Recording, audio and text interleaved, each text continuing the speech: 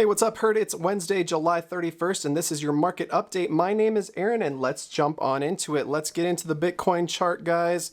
Bitcoin is looking rather sleepy right now. We did come up all the way to about 70,000 just a couple of days ago, have dipped back down to resistance around 65,000, and it looks like we could bounce off of this, though I am a little bit bearish in the immediate short term. Could come down to 63 with a, I don't see us going any further than 60,000 over the next couple of weeks, really at all for the rest of the cycle, guys. I'd be very surprised if we got below 60,000 after getting all the way down to 55 just a couple of weeks ago, 2-3 weeks ago now. So I do think in general, we're going to see maybe some sideways movement or maybe a little bit down movement over the rest of the week. It depends on the FOMC meeting that's going to happen today and get released today.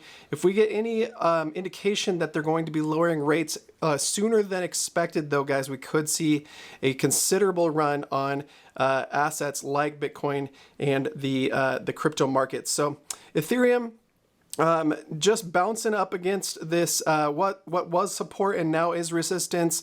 I am expecting this to drop down, possibly down to 3,100 by the end of the week, unless we see some bullish momentum from the FOMC.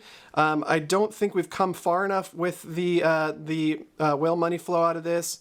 I'm kind of expecting a downturn. I'm just not certain where we're going because we're kind of in the middle of both the trend exhaustion and the money flow. Could go either way right now. Really depends on what the overall market decides to do today after the FOMC. BNB looking similar, just kind of chilling, making some sideways movement for the most part. Solana did jump up and has been jumping up, guys. So we may come back down to the resistance here at 170, but we just might continue to move up and to the right. Trunk, however, guys, has been on absolute fire the last couple of days. In fact, we're up 29% over the last 24 hours, which is absolutely incredible, guys. The herd is moving in the right direction, rowing together, and that's because our Solend, or what will be known soon as Save, the lending market on Solana, has reopened.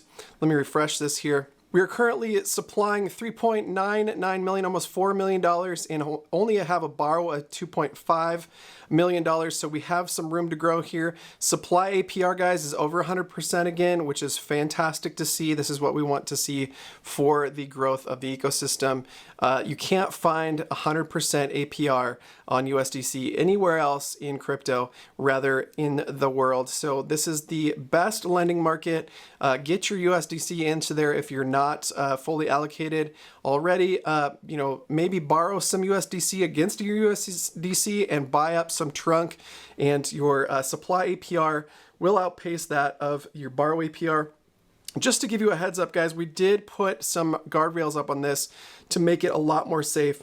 In particular, as you can see here, the owner of the wallet is the Savannah House wallet here, which is listed here, but the liquidator now, this used to be permissionless, and now it is only the Savannah House wallet that can do any of the liquidating, which will severely help us in the long term.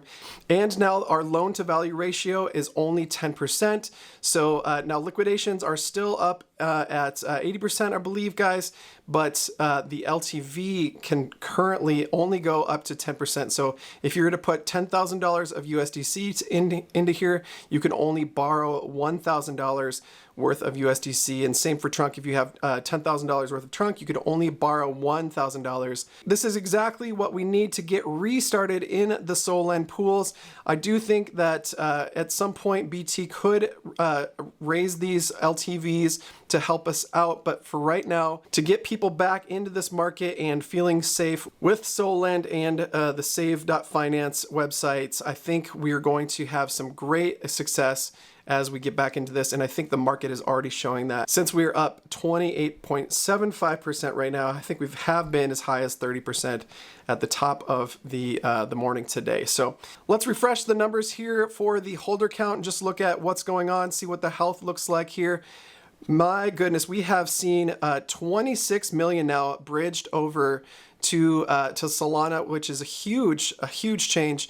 I believe this was the third number from the top originally. We do have 51 million still in Trumpet, guys, and that's great. Just holding on in there. I think a lot of those people will eventually want to get out and get back into Solend and get over to Solana and take advantage of that. But the longer those are locked up, the better it is for our ecosystem. 41% is essentially locked up in the Trumpet contract, which is fantastic. 21% has been bridged over to Solana. And then 8.3% is in the Trunk BUSD pool, which we need to flip this back over, guys. I believe this next address is the Trunk Turbine. We saw a lot of these tokens come back into the Trunk BUSD when the liquidation event happened. So the goal right now, guys, is to buy them up on the Trunk BUSD LP, get them out of the LP and bridge them over to Solana and get back into that game again with Solend. Put your USDC in there, make 100% APR. Not financial advice, but you could also take advantage of that borrow and stack up Trunk. The best way to buy Trunk is using the TWAP function or the limit order function on PancakeSwap on the BNB side, or using the limit order or DCA on Jupiter Exchange. Make sure that you're using the right contract by going to the Elephant Money website, going to the Trunk page and copying the address here for Solana or the address for the BNB chain. With that, thank you so much for watching. Like, subscribe, hit the notification bell for more content just like this. On Friday, I'll be releasing some footage from the Nashville meetup and some of the interviews that we shot there. Look forward to sharing that with you guys. Have a great day. God bless.